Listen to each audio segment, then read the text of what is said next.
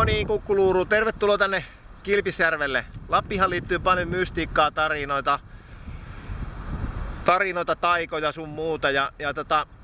Katsotaan tässä yksi semmonen perusjuttu täältä kylältä tuttu homma, niin juhannusyönä on hyvä tehdä tämmönen taika, millä tää naisasiat saadaan niinku varmistettua. Eli nuoret miehet voi mennä tähän Kilpisjärven rannalle ja asettaa puolen yön maissa suurin piirtein.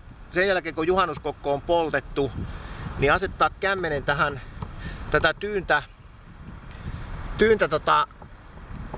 vedenpintaa vasten ja ohuesti kurkataan sieltä oikealta puolelta.